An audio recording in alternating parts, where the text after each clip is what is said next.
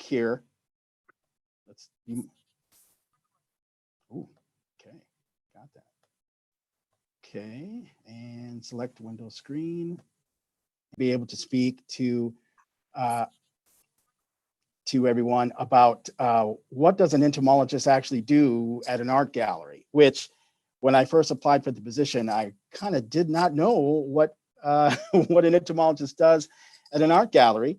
And after 6 years, actually, I do quite a bit. But before I get into that, I have to put a plug in for the gallery because my boss said you can't give a presentation without putting a plug in for the gallery so you can get more visitors to come and see the works of art. So the National Gallery of Art and its attached sculpture garden to the right is the National Gallery of Art Museum in Washington, D.C.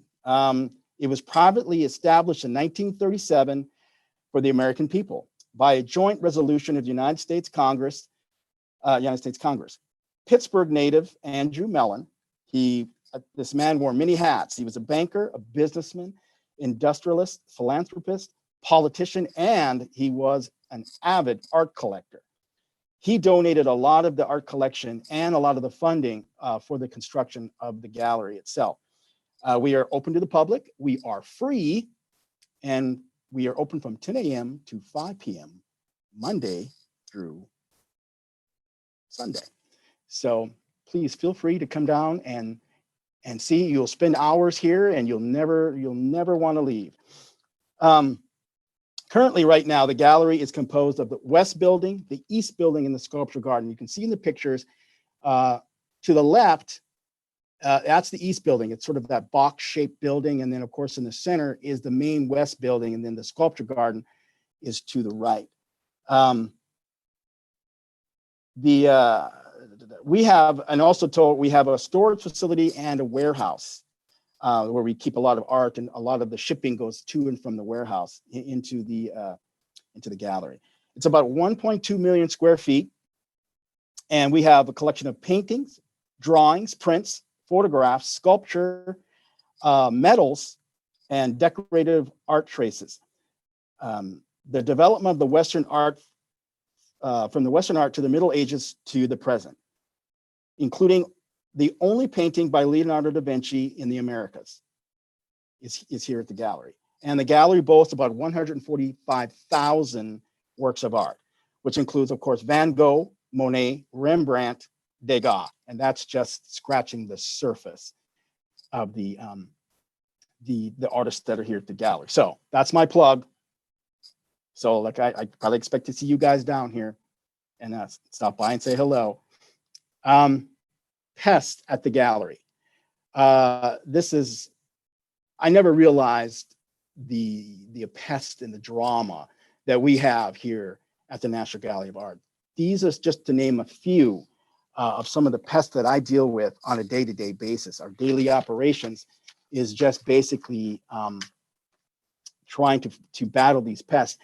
Now, when you're working with expensive multi-million-dollar pieces of art, you have to be very careful, especially when it comes to types of control, chemical control.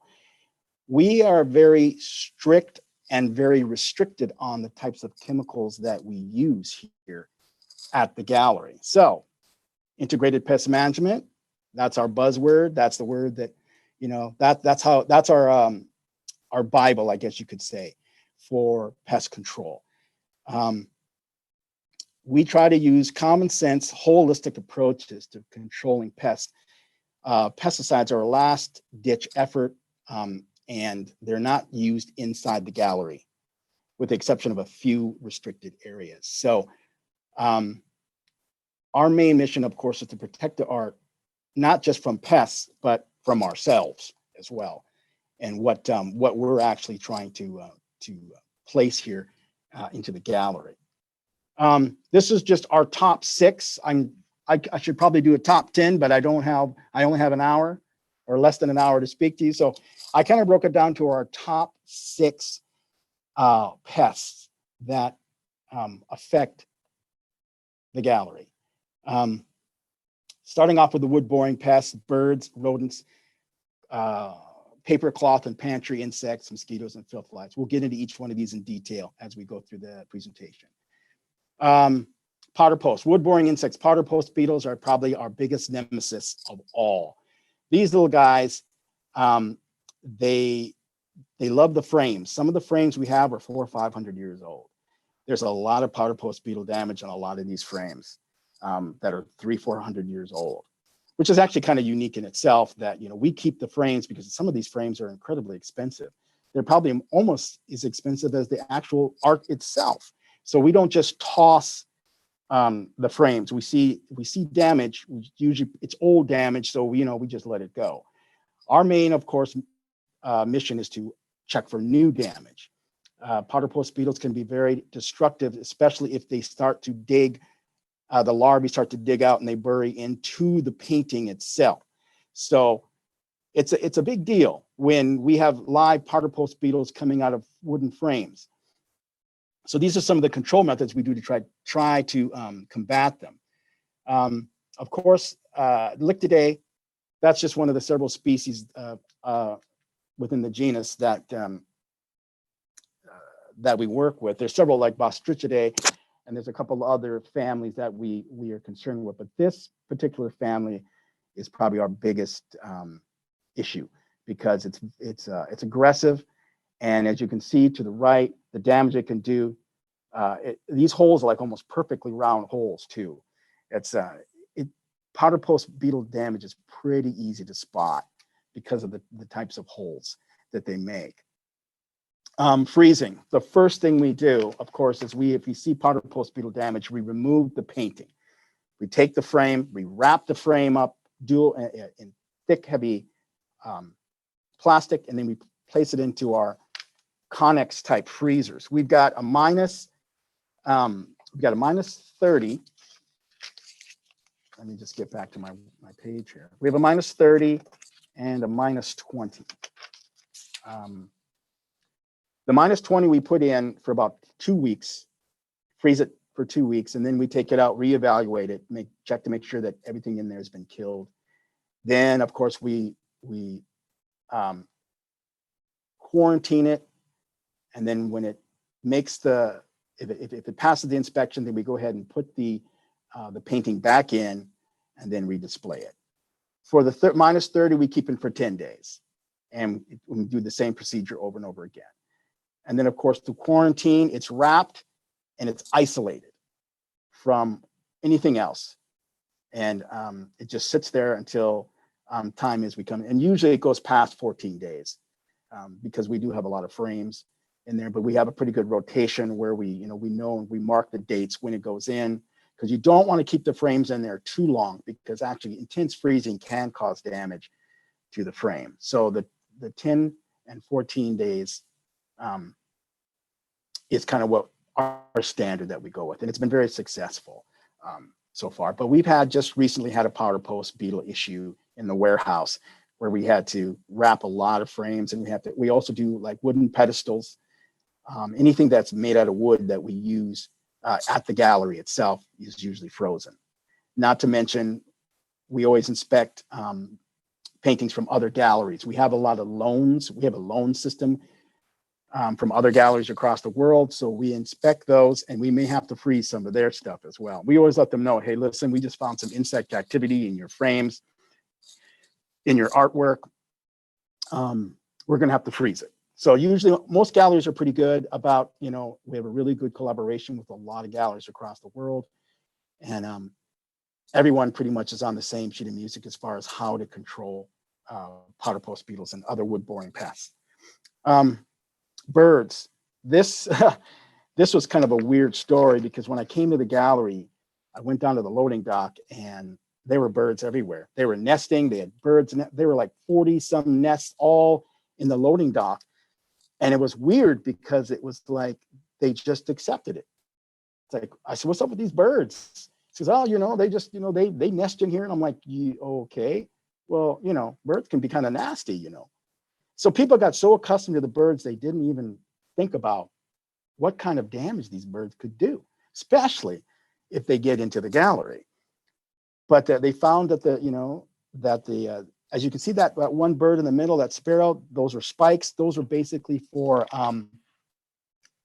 pigeons. But the sparrows loved them because they could they were great to hold their nesting material.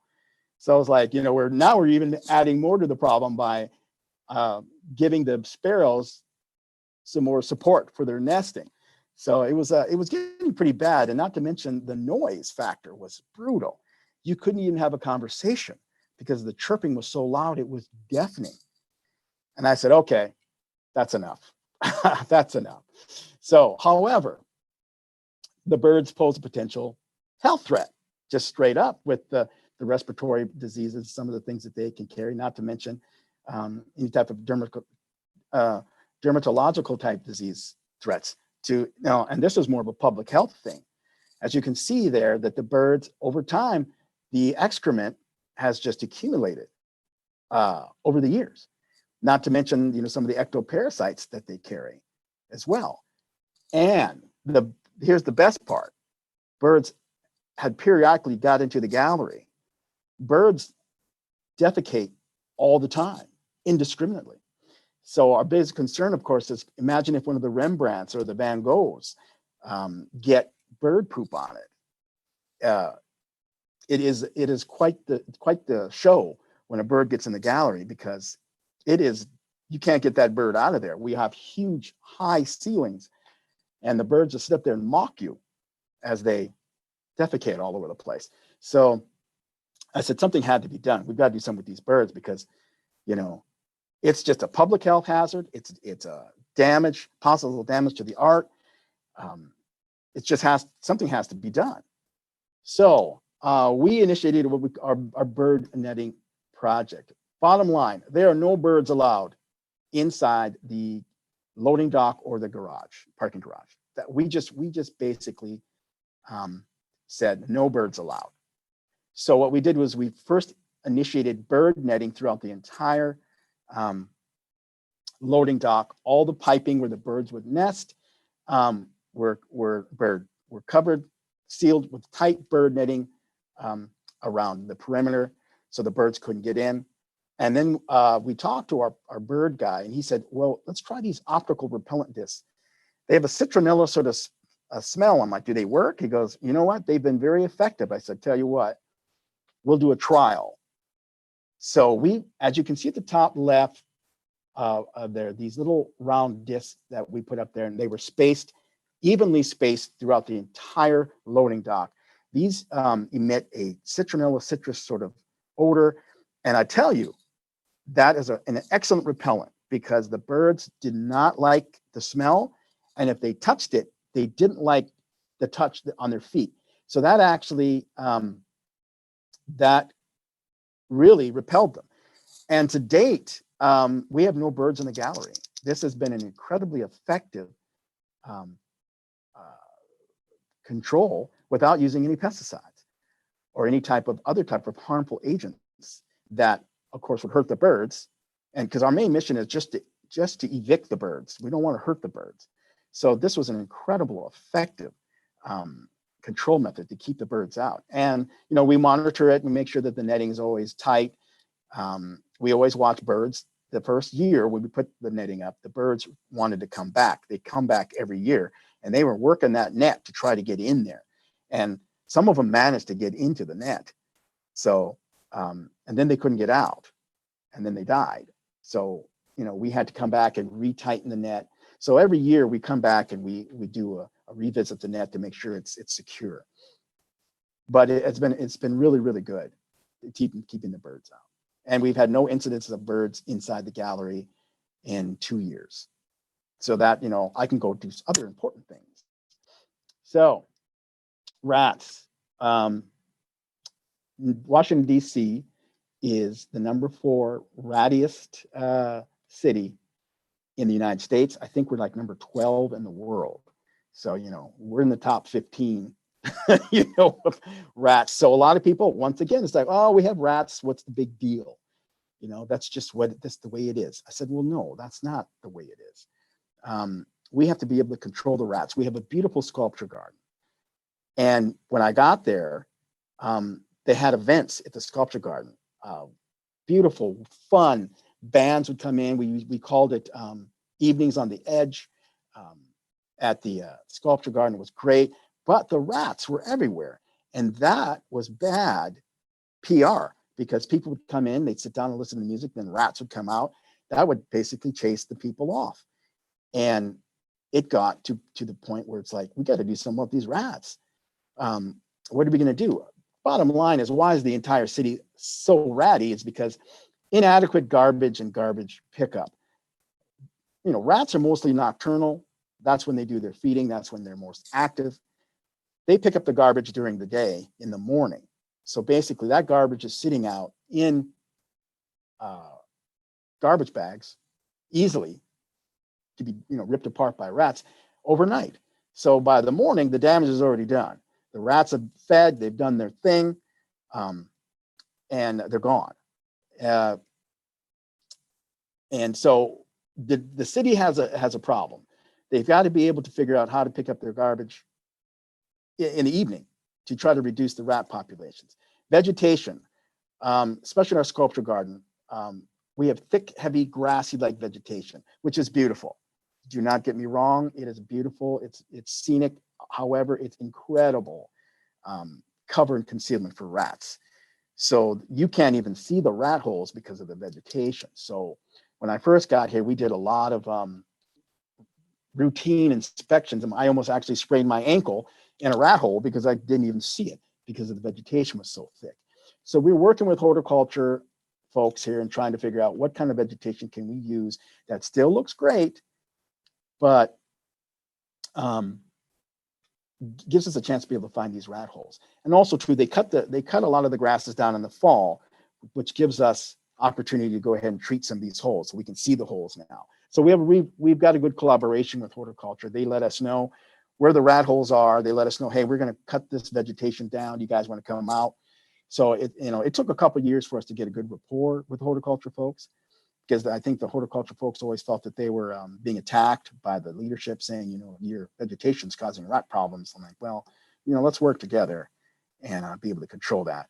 A lot of the inadequate traps used by pest controllers and then some of the homeowners, you've seen a lot of these tea boxes, they're called, usually with poisons, or they have like snap traps in them. When you're inundated with rats, when you have thousands and thousands of rats, a lot of these tea boxes can only kill one or two at a time. That's not really putting a dent in the population. Not to mention poisons. They use anticoagulant type of poisons that we use, stomach poisons. That's bad.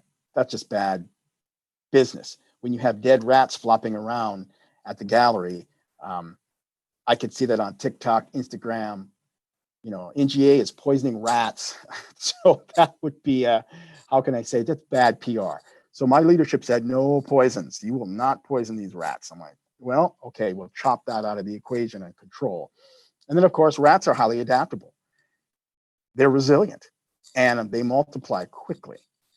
So it's basically, no pun intended, the rat race to try to keep up with just the rats themselves. So what are we doing here at the National Gallery of Art? What are we doing about these rats? We actually have something called smart boxes. These things are amazing. Top left, it looks like it's about the size of, say, a small shredder, maybe like an office shredder or your own personal shredder. It's not very big. So we placed 30 of these indiscriminately and well hidden around the sculpture garden and the National Gallery of Art campus. They can hold up to 10 rats at a time. They're connected to your smartphone. So our pest controller, actually, when a rat is caught, it lights up on a cell phone saying rat caught. So that gives us real-time data.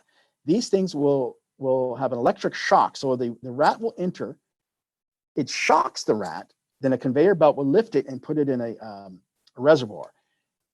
Depending on the size of the rat, it holds up to 10 rats, but juveniles can hold up maybe 15 juvenile rats. It's probably the most humane method, considering snap traps, snapping the neck, poison, stomach poison. And then, of course, we do use CO2 At the top, that's a dry ice. And then the bottom left, of course, CO2 canisters. What we do is once we discover holes, we do pump in, depending on how much time we have, we'll use the dry ice. Dry ice, of course, the CO2 will permeate through the holes, and then, of course, kill the rats. And we try to, pick 1 or 2 holes and seal up all the other holes that we find, and then put the dry ice and have it permeate through the holes. And then we seal everything up. That's been sort of effective. It's very labor intensive, but it has been effective when we do it. And then, of course, the CO2, we just basically have a tube, pump the CO2 through the tube, through the holes, and then that works the same as the dry ice. Dry ice and the CO2 canisters have been effective. We try to do that about once every couple months, or depending on how many rat sightings we get. And then, of course, our boxes have caught to date. We started this in September 2020, have captured over 630 rats from September 20 to September 2022. So we're the only government agency that actually have these smart boxes. And I'm not putting in a plug for these smart boxes, but they have been very effective, and they've been done a great job for us. Now, the solar-powered trash receptacles, that's our next venture. It's coming soon. These are trash receptacles that are sealed, pest-proof, and they're solar-powered, and they're compact. So you won't have that overflowing garbage that you see all over the city. It compacts it, it seals it tight. Then all you have to do basically is change out the bags and replace the bags. That's it. And the contractor will come out and do all the maintenance and do all the updates, like software updates. These are the same concept. It's hooked up to your smartphone. It lets you know when it's full. So garbage can is full. So you don't have to constantly empty out the garbage all the time. It'll let you know when it's full, then you change it out, because it's totally sealed. It's not exposed. So you're not going to have, we've had problems with, of course, yellow jackets and other types of stinging insects that make their homes and they feed inside the open garbage cans. And some of the patrons have been stung by these yellow jackets. So, it's not just a good control for our garbage. It's also great pest control. And then, of course, working with horticulture to identify rat holes. Those guys are out all the time, planting, watering. So they let us know, hey, Darryl, we saw a series of rat holes in this area. So that they're the eyes and the ears, the intelligence, if you will, to let us know, hey, we can go ahead and treat these holes. So we've reduced our rat situation considerably. Now, have we eradicated all the rats in the city? No. But in our little niche, our little world that we have, I think we've done a pretty good job in controlling the rats. But it's a constant battle with the rats because of how they multiply so quickly. It's a constant battle. We've got to stay up on our control methods. If we slack just a little bit, boom, they're exploding. We have textiles, parchments, and stored products here at the gallery too. So we always have to be very aware of what kind of insects could actually cause problems to some of these parchments. We have parchments and textiles that have been 300-400 years old. Books, a lot of books and stuff that are just old, 400 years old. And solcids, we had a solcid issue in one of our library a couple years ago, which kind of threw us off because there was nothing there before. And we had a climate control problem where our climate control was off. We had more humidity than normal. So we had areas of the gallery had higher relative humidity. So of course we had to get with the engineers and the climate control people and try to reduce the humidity and the temperature, because the temperature rose. So these critters usually rear their ugly heads when we have climate control problems. Same thing for the webbing clothes moths, and then the sawtooth grain beetle sometimes gets into our our food. We have 5 kitchens. So that's another thing that's sort of problematic because the kitchens are right adjacent to the ark. So we have to make sure that the kitchens are doing what they need to do and have the proper sanitation, not to draw out pests, because if the pests start having issues in the kitchen, then of course the ark is an issue, and not to mention public health. So a lot of part of my job is I do kitchen inspections as well, making sure that the sanitation, they're doing a good job with sanitations. And we've had a few hiccups, had to light a few fires, get people motivated to start doing better sanitation. But for the most part, I think we have a really good protocol as far as sanitation for all our kitchens. And with 5 kitchens, it can be very problematic, and it keeps us busy.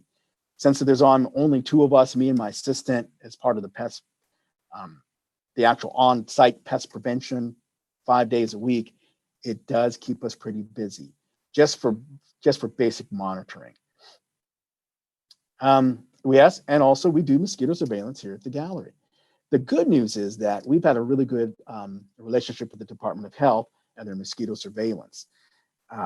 So they asked, "Hey, Darryl, can we put some mosquito surveillance devices here on the gallery campus?" I said, "You bet. That's all good." So to the left of the BG Sentinel trap that we use, then of course in the center is the old style CDC light trap with the thermos for dry ice for the CO2, and then to the right, it's a gravid trap to collect gravid females. So we have these, and they're very discreet. If you're not looking for them, you're not going to find them. And that was the whole point. The gallery is all about aesthetics, and we don't want people to see these things. So part of my battle is, how do I do proper surveillance and hide these things at the same time, finding in myself a good place to put these where they're actually going to do some good, but out of sight.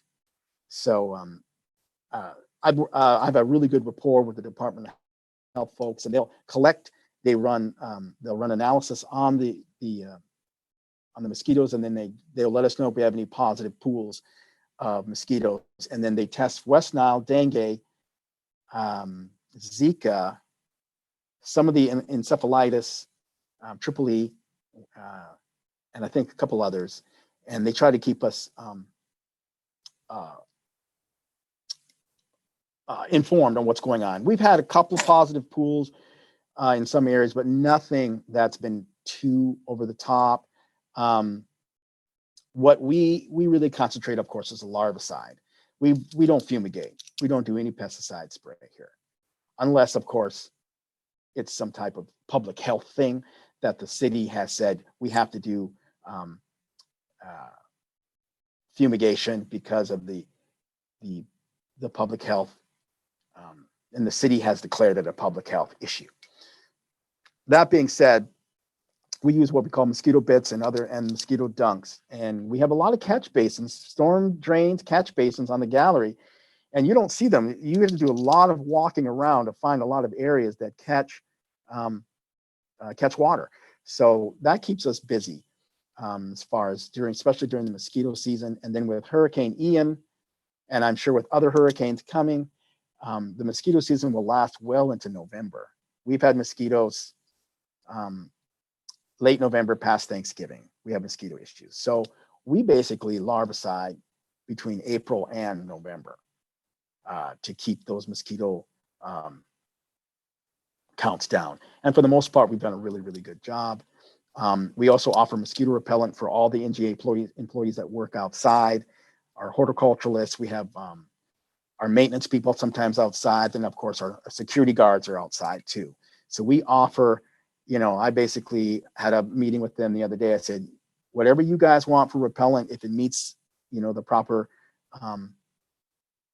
specifications, you got it. We'll hook you guys up. We'll take care of you because, our public health is the most important thing. And of course, we have lots of people out in the sculpture garden, and we want to make sure that they are as protected as possible.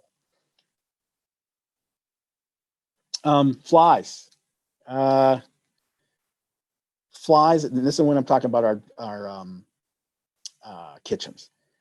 It's a constant fly control. We have a lot of flies that are in our drains. We also get flies, of course, that come from the outside.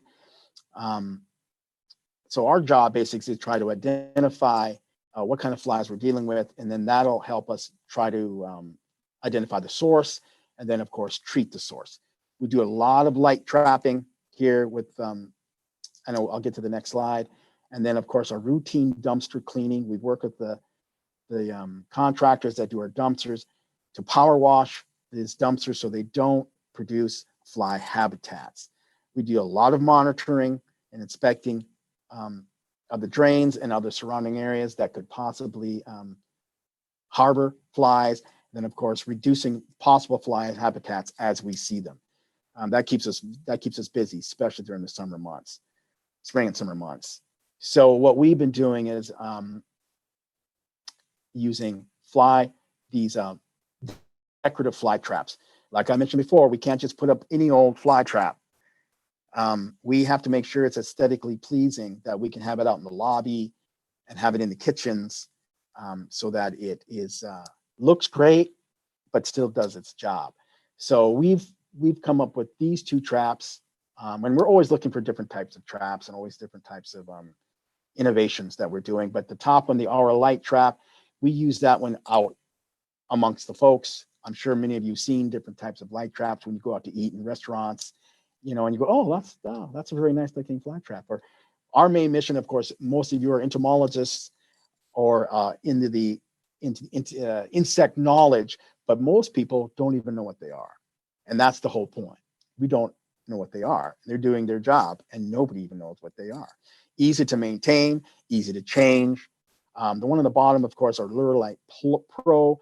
We usually use these in the back of the kitchens and in the basement areas, where we actually have drains, where we actually have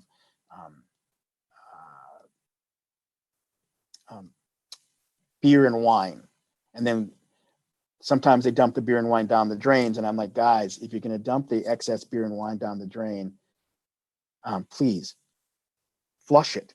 And of course, that's a battle. So they don't flush it. So a lot of the sticky residue is still in there, of course. And there you go. It's a great fly magnet. So we put a couple of those Lure Light Pros down there, and we reduced our fly by almost 90%. But once again, you got to stay on top of them. You got to keep at them. You got to keep the monitoring going. And like I always tell my assistant, it's like, you could put all this cool stuff in place, but if you don't check it and monitor it, it's all for naught, because you can't assume that everything is working all the time. So it's a constant battle to maintain this stuff and keep it going. That's my big six. I am open for any questions that you may have. We also do, of course, deal with roaches. I didn't put that in there, even though I probably should have. Of course, roaches and mice are a constant resident at the National Gallery, and also all galleries throughout the world. I'm actually on this called museumpests.net. It's like it is a meeting of the minds, I guess, of pest control for all art galleries and museums across the world. And we have a huge following. And we sit around and we talk about our problems and we try to come up with solutions. And it's great because they come up with stuff that I haven't even come up with. And then I'll throw out ideas and I'm like, oh, that's a great idea. I haven't tried that. And, some museums like the Smithsonian, they have to deal with, of course, they have taxidermy. So they have stuffed things. That's a whole new set of issues. The good thing is with the National Gallery of Art, we don't have that issue with, animals, stuffed animals and carcasses and things like that. So that's a good thing. But if we ever decided to do that, I know where I have reach back, where I can go back and go, what do you guys do for pest control? When you have, taxidermy, when you have animals, when you have things like that. So it's been really good. It's been a good collaboration. And I have to say, when I took this job, I applied for it.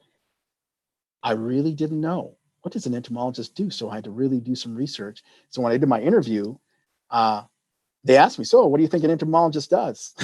You know, and they've never had one before. So that actually made it easier for me, because made it hard. Let me just say, it made it easier and harder. It was easier for me because I actually got to incorporate my own ideas, and they were like, oh, okay, that's great. It was hard as well because I didn't have a template to go on.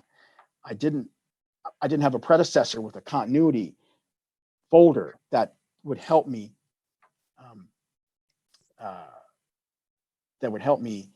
just, that's already been done. I didn't have to reinvent the wheel because that's already been done. So I mean, and it's a bit of a double-edged sword, I guess, but it's been very rewarding, and it's been wonderful working here at the gallery. And I'm going to try to close this. Did I close this screen? You're all set. Okay. So I'm open for any questions, please. So I'm going to open it up for questions, but I'm going to start it off because I've got one, and then we have a couple of questions in the chat that I'll read off. Oh, sure. My question has to do, you said you were the only government agency doing pest management. Does that mean that none of the other Smithsonian museums are doing anything, or do you have any kind of group between all of them to compare what's going on? Well, we're the only government agency using the smart boxes. Sorry, for the rat control. We tried to talk. I tried to get the other government guys to say, hey guys, you got to try these boxes. They're great. You got to try them, and they've been sort of reluctant. And everybody knows that their rat problem is problematic, and so trying to get the buy-in. I mean, even my own people had problems like, what are those things? I've never seen those things before. How do they work? And I said, well, let's do a trial. So we did 10. We started off with just 10, and we put them strategically around kind of like the service entrance, the dumpsters and stuff. And within the first week or so, our pest control is like, man, my phone is just on fire. It's pinging, we're catching. So we caught 50 rats in the first 2 weeks for these things. I was like, what? So it blew me away. I didn't think, because I was actually very apprehensive about it too. I said, well, let's do a trial run. If they don't work, that's fine. We'll spend a little bit of money, and if it doesn't work, it doesn't work. Fine. But they've been working beautifully, and I just don't know what we do without them at this point. And even my leadership's like, well, we need to have more boxes. We need to put more. I said, weren't you the ones that didn't want them in the first place, and now you just think they're the greatest thing? I said, well, we have plenty of data showing how impressive they are. So yeah, sorry about that. I just didn't mean to misunderstand or miscommunicate that. But yeah, it's these smart boxes we're the only government. Now, a lot of private companies and organizations use them, and they like them too. Okay. So our first question in the chat comes from Dina Fonseca, and she's asking, how do you disguise the stink that emanates from the stink water in the gravet traps, or is it a problem? It's not a major problem because they're so well hidden, and they're usually in the service entrance in the back. So they're not with where the public are. They're in the back, sort of well hidden, and the smell isn't as strong coming out of there. And it's right next to a dumpster, so it's not like it's not like which is the smelly bit, the dumpster or the gravet trap. So yeah, that was the whole point too. The gravet traps, to make sure that they're basic out of the path of visitors going back and forth. So it's worked. So Cheng Lu Wang has two questions. One's about freezing the artifacts. He asks if you measure the temperature when you freeze them, and if not, how do you determine they've been frozen for 10 to 14 days? Well, they're as we mark them. This is how we do it. Let's say, for example, we get a painting that came in, say, from France, we notice, oh, this one looks like some kind of insect damage in it. So of course we remove, the dates are marked, time stamped. So basically say November 5th, 2021 at 7 a.m. Boom, we wrap that, it's time stamped, and then it's placed into the either the -20 or the -30, depending on where it's at. If it's at the warehouse, it's the -30. If it's here at the gallery, it's the -20. And then of course, it's basically the clock starts ticking right when it goes in. So it'll go for 14 days, and then we pull it out, and then we inspect it again. We quarantine it. I take that back. We pull it out and we quarantine it, and then when we come back to it to inspect it. So we everything is time stamped. So we know exactly how long that artifact or that piece of art has been in the freezer. So there's no like confusion on how long has this been in here. Did anybody? Oh no. Yeah, it's a very good protocol, and it's very attention to detail, and it's very by the book. Actually, I wonder why you needed 10 days or 14 days. See, that's a great question. I asked that same question. It's like, well, what's the difference? They said that's what sort of the standard time frame has always been for -30. And where we put it in, they put it in. Apparently, they had issues where they were putting it in for 5 days, and they were coming out, and they were still having some kind of insect damage. So I guess it's like some kind of art gallery type of standard. 10 days, depending on the temperature, to 10 days or 14 days. And that seems to be very effective. Okay, actually, maybe that also depends on the trailer you use, because the different trailers may have different efficiency in reaching that temperature, right? Yes, sir. That's the key too. It's like the -20. That's as cold as that particular freezer can get. So that's the how can I put it? I think they wanted them all -30, but the problem is that one could only really get up to -20. And that's kind of why that they had to readjust the time frame. Right. It also depends on the summer or winter. Summer will take a longer time than winter. Yes, sir. And that is a big issue too. And those freezers in the summer are working because we've had some issues with the freezer maintaining. And it takes, once you turn the freezer on, you have to let it takes several hours. I think it takes, for the -20, it takes a full day to get it to the -20 and to maintain that temperature. And you're right, when we get those hot temperatures up there, it is difficult sometimes to keep that -20 to maintain the -20.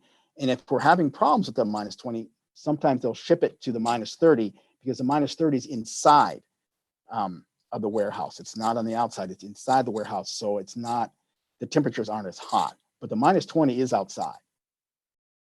But we moved the -30 inside. And that's a great question.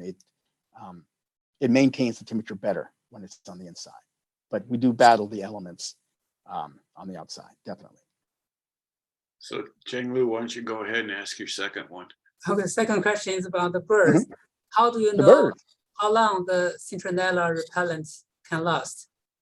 They were given to us. They said that the citronella will last, and this is what the contractor told us, 5 years. Now, that's 5 years in the sun. Because I asked them, I said, so if these citronella, because a lot of homeowners use them, and they put them on the outside. I said, so what's the maximum these citronella's effectiveness? He goes, we are guaranteed them for 5 years on the outside under ultraviolet light, heavy sun. And he says, yeah, the smell can last for 5 years, but the problem is animals will soon be accustomed to it, so they will not really be repelled after a few days or a few weeks. That was a question. Yes, that's a great question. And I asked that same question. I said, animals are quite adept. They can adapt. And he goes, we understand that. That's kind of why you have a warranty. So if you start realizing some of the birds are actually starting to come back and starting to perch on those things, and they're not being effective as much and as strong, he said, we could switch them out and they're under warranty. I said, well, since we just had these put on, it is something that we have to monitor. How long are these birds going to be repelled? And that's just something that we have to wait and see on. But that's a great question. And that was a question I asked too. I said, these birds are very adaptable and they've been living here for decades. And the good news is that the majority of the areas though where they nest have been bird netted. It's usually where the citronella ones where they kind of perch. There's not enough really room for nesting. It's where they're perching, which is, can be problematic in itself. But my main mission, of course, was to make sure that they did not become residents anymore. That, they may come and perch, but then they go ahead and leave. They're not making nests there anymore. So that has been very effective, the bird netting. But those are great questions. So Dina, if you're unmuted, go ahead and ask I your question. can ask my, we just got this in kind of while you were speaking, Darryl. Thank you. Really interesting talk. I was just curious, the way you were talking about, you were telling people don't just dump the wine and the beer without flushing. It sounds like do you provide any kind of entomological training to the rest of the museum staff? Because it sounds like it would be helpful if they really understood.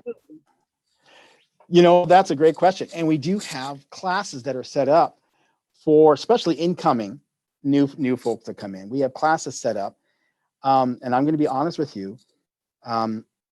We've had difficulty locking them down to actually have these classes. That's what I was just talking about to my assistant just yesterday. It's like, we have to lock these people down and have these meetings because there are some sanitation problems that they should know. And so I went to the contractor. I said, listen, we have to sit down and maybe, 15 minutes. It's not going to take up all their time, maybe 15, 20 minutes, give them a kind of a crash course on sanitation and what kind of insect pests and pests in general are you going to have if you don't do it. And we're still trying to lock them down to be able to have these classes. Yeah, but sometimes it's kind of an open thing. Yeah, it's sort of ways in which people could be like, just what's the minimum information? What's the best way to provide that information without people getting bored or disgusted or, the standard, right? So right. Something is definitely okay. We have like a quick 15-minute presentation that we have already done. It's ready to go, but we haven't been able to really implement that yet. Okay. But sometimes we do as we're walking, say, hey, if you flush that, that'll get rid of some of these fly issues. So we do a lot of that on the spot education, I like to call it. Right. And it works, but we like to gather them all and just give it to them in one shot. Right. And we're having a problem with that. But that's a great question. I actually have a follow-up. I'll just go ahead about the bats. Go ahead. Sure. It's just a comment. It's just that I'm originally from Portugal, and we have an 18th century library in the university. I did my undergraduate degree that has bats as pest control. They naturally inhabited. It's a large library, stone library with lots of spaces. When you first talked about the birds, I thought, hey, maybe they could be doing some kind of, but then when you described all the flotsam and that happens from them, that it was actually ended up being more destructive than useful. I was just got me thinking about they weren't useful at all, right? That's a great question. Biocontrol type of, they don't really fly here, no pun intended, is because they are so adamant about aesthetics and they're very, very that's a good word about, there's no pesticides, you can't really introduce another biological form when we're trying to get rid of one biological form. And so it's very it's a slippery slope when we're trying to introduce something like biocontrol here. Well, we could probably get away with it. The article I put online is in the Smithsonian. Is it? And they seemed to be very positive about it. And again, it was the bats just made the use of the facilities on their own. Nobody introduced them. They just were let to be. Same thing with the birds. It's just that it sounds like these birds were not helpful at all. They were not. Yeah. All right, They thank will you. not. You're welcome. Okay, so Toby, who's in our seminar class, asks how often does the art get destroyed to the point that it can't be displayed? And if that doesn't happen, he says, what do you think is the measure you do that's most responsible for that? Well, since I've been here and some of the historical data, we've never had a major piece of art damaged to the point of non-repair. We have an incredible renovative team. These folks will take a damaged painting and they can repair it to the point of you look at it and you go, I didn't even know it was damaged. Now, sometimes it takes some time. We did have a painting that it wasn't that, I think we get paintings from donors. I think that's the big thing is, and sometimes the donors don't have they're not as good as maintaining the art. So we get a lot of this art is damaged. So our renovators, they come in and they totally redo that painting or our piece of art. And it's amazing what they can do.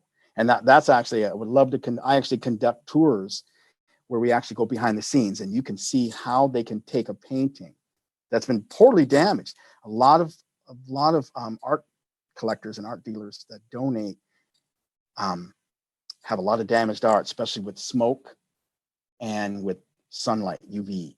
These guys are amazing. They take them in there and they will fix that painting and it's like, wow. So we've never had a piece of art, to my knowledge, that has been so badly damaged it could not be repaired. So I hope that answers the question. So Dana Price asked, with the precious wood picture frames, is it possible to use an insecticide or something like arsenic? We do, and I'm not really familiar with this technique, but they do a gas treatment. They have done it in the past. They don't, that's something that I have to say that I'm not that familiar with as far as how they use it. It's what's it called? Anoxia. I think I'm saying that wrong, but they actually have a gas treatment that they actually gas when they're in a hurry. And this painting has to be displayed. Which just happens, we need to get this displayed. We have VIPs coming, they want to see this painting, but it has insect damage. They'll gas it, and that's it's rare, but they have done it. Freezing is basically our mainstay for that. But I can get you more information on that. I think Michael has my email, so if you want more information on the gassing technique, I can definitely send that to you. Okay, we have a lot of questions in the chat. Wow. Alexandra says she's a non-entomologist and she wants to know, when the insects damage the artwork, does this just damage arise from them just eating the parchment and wood, or are there any problems with any kind of secretions that they might make that damage? All of the above. Yes, that's a great question. All of the above. A lot of times when an insect is feeding and it's chewing through something, it'll chew up some of the actual art itself. Not to mention, of course, its excrement it leaves behind, causes issues, of course, on the painting, secretions, anything type. Not to mention, if the insect's been squashed. We had an issue where we had some flies that were actually squashed on a painting, so their body juices were squashed on the painting. So we had to remove the painting and fix that. So all of the above. I mean, the insect, that's why everybody gets a little fired up when insects have actually been touching the painting itself, because of all the things they can do to it. Okay. Patrick is basically asking that if you don't have something that's aesthetically pleasing tactic to use, do you ever come up with something unique on your own to solve the problem? Yeah, I think the good news is I've always come up with something that's met approval aesthetically. We have a committee. It's a division, and their main function is to make sure that anything that's introduced into the gallery is aesthetically pleasing. So I've never had an issue to where they've totally rejected it. I may have to come up with something else, but I've never had to where I'm just like, wow, I don't even know what to do because they've rejected everything I've given them. I've always managed to get their approval eventually with something. Also to placement. If I can basically say, well, this particular trap or this device is going to be out of sight, out of mind. The patrons won't see it. Staff won't even see it. We're the only ones that are going to know it's here. So once I can convince them saying, it's going to be in a very discreet place and then no one's going to be able to see it, then they usually get buy-in. So I haven't had a problem where I've been so rejected from all the things I've, were given to where I can't do anything and I need to really come up with something else to where I just don't even know if I'm coming or going. So, but they've pushed my patience a little bit. They've pushed me a little bit, when they say, no, that's not going to work. I said, what about this? Nope, that's not going to work. I'm like, you're killing me. You're killing me. I said, it's effective. It's like, but it's just doesn't look good. So I've managed to be able to get their approval on everything I've thrown at them so far after a few tries. Okay. And I think you may have already answered this one, but Talila asks if having to balance public perception and effective pest control, has it ever been an issue? And I think the answer is yes. Yes. Yeah. I think the key too is we have to be able to try to please everyone. And I'm always feel I'm in the middle because I have to be able to please, of course, my superiors and let them know, hey, this should work. And then also have to make sure that the patrons and the visitors are all fine with everything too. And public perception is very, very important. That's one of the reasons why we can't use poisons for the rats. It's because it's not necessarily because, we can't use it on the outside. It's public perception of what we're poisoning rats. And we've had a couple of incidents where we did do poison for a short period of time, and the rats would literally just die in the street, die on the sidewalk. People are walking by the gallery and this rat is twitching, dying. So we had to pull that quickly, saying we cannot, the public is seeing these things. They may not know what's going on fully, but they'll come up with their own ideas. And that may be an issue. So I guess I'm not sure if I really answered that question, but yes, it's a constant battle juggling public perception with pest control, definitely. Okay, this one I think has been answered. Liddy asks about communicating with other museums and galleries. I think that was the question I asked, so you handled that one. Jeffrey asks about the classes. You told us about initially, he asked if there's any retraining. I think you kind of alluded to the fact that it's only when they first are there. Yeah, and we try to do initial training with the new folks, but we do have refresher training, and we like I said, we're always available to offer, and we always go to the leadership saying, there may be time for some refresher training. What do you think? Should we, and we've had a little bit of pushback from that because it's like, we don't have the time. I'm like, well, you're gonna have to make the time. So that's been kind of problematic lately, as of late, because we actually have a new kitchen leadership coming in, and we wanted to do the classes. I said, this is the perfect time to get everybody on the same sheet of music right now, because we got all these new folks coming in.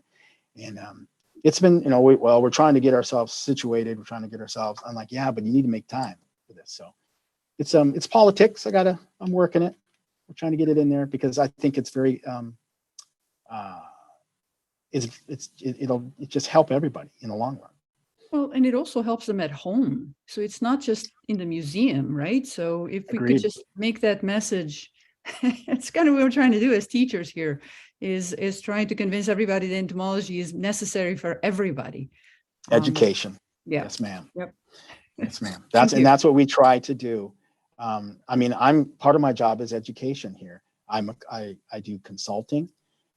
People always say, well, I have this issue, or sometimes I even answer questions about people at their homes. You know, I've got this problem at home, I got this at home. And you know, so I do a lot of consulting. If you considered having a display in the museum about what you do to prevent insects from eating the museum? We actually had this, that's great. A few years ago, we actually had an open house where we were in the basement, because they always put us in the basement. So facilities actually had an open house where everyone's invited to come down. And we had engineers, we had the electricians, we had the plumbers, entomologists, pest control, and people would ask us, oh, what do you guys do? And what's going on? That was great. And that we haven't had that in 3 years. And I even said, let's bring that back, that open house back. And that shows a lot of the people, the art handlers, the ones that handle the art are amazing. But sometimes they don't fully understand what everybody else does. I mean, climate control, to me, is probably one of the most important things in an art gallery. If you have bad climate control and your humidity is always high and your temperatures, you're going to have problems with pests, not to mention mold, other things that are going to affect the art. Relative humidity is dangerous for an art gallery. Dangerous. So it's constant. So good question. Great question. Cheng-Lu, you want to ask your questions about the smart boxes? Okay. So actually, No. Darryl, it's a very interesting talk because I teach urban entomology, so I have lots of questions Oh. for you. Yes, sir. It's a very practical knowledge actually for everybody. So I have several questions about rodent control. Mhm. So you said the smart box using electricity to kill the rats, right? So Yes, how sir. much? Do you know how much it costs for each box? We actually have a leasing agreement with Oh, them. okay. So what we basically pay roughly is we were one of the first ones to introduce it, so they gave us this discount. So it turned out to be about $1,200 we pay a month for 30 boxes. It's a great deal, and they do all the maintenance. They do all of the upgrades to the software. They do all the emptying of the rats, so they clean it out, you know, weekly with rats. So it's a great program that we do. Okay. Now you can actually purchase them too, and that where it gets a little problematic, because if you purchase them, that means you have to basically take care of all the maintenance, software updates. You got to clean them out. It's labor intensive, and that was the Right. main reason I said, Right. you know, if you guys are going to do all the work, then we'll consider doing the lease agreement, and it's been very good for us. Okay. So then, besides this, do you also have rodenticide boxes? We do. Okay. Let's rephrase that. We used to have the rodenticide boxes. We pulled those out. We have in certain areas, we have the T boxes with snap traps. We removed most of the rodenticide. We don't have any rodenticide anymore because we did run into a public relations issue because of the rodenticide, and rats were sort of dying randomly all over the place. Unfortunately, it was really effective though, but that's beside the point. So we pulled all rodenticide and we just use the smart boxes. Of course, like I said, the dry ice techniques, we do that like a couple times a month when we treat rat holes, large rat hole colonies. And then of course, the snap traps. We do use some snap traps throughout the gallery too. Okay. So do you have a license for pesticide application? I do not. Okay. Our pest controller handles all of that. And I'll tell you one of the reasons. My license expired and I was going to get a license. But my boss said, you're not getting a license for applicant. I'm like, why not? He says, because that's what the pest controller does. Your Okay. job, of course. Yeah, they were very like, you're not So- in my system. I said, we can get certified. He's like, nope. I said, that's the pest controller. Right. So I know that American Museum of Natural History in New York, they Mhm. have they used to have like a monthly contractor coming. Then the technician did a very good job, so they decided to hire the technician as their own employee. So they now have an That's in-house pest control. so now they don't need the contractor anymore. Now they have Right. their own. Right. And that's something I was actually trying to get our American pest controller to join us. So because that's a great question. And I did mention that. I said, why don't we have if you a certified applicator on Right. staff? You can do in-house pest control then. And that would, eliminate a lot of the contractual issues. we have. Right. It's more They- convenient. It's more It's more flexible. convenient. Yes. But yeah, they're still sort of not, they haven't bought in on that yet. But I did mention that. I said we could have a staff person who is certified, and then we could really, alleviate some of the issues. Yes. I also suggest that you do some rodent exclusion around the buildings, so that Yes. you limit the habitats, then you would reduce the pressure from the outside rodent populations. Yes, sir. And I did forget to mention that. That is something that we've been doing. We're doing a lot of exclusion. We found some just like some drain holes that were like random drain holes that.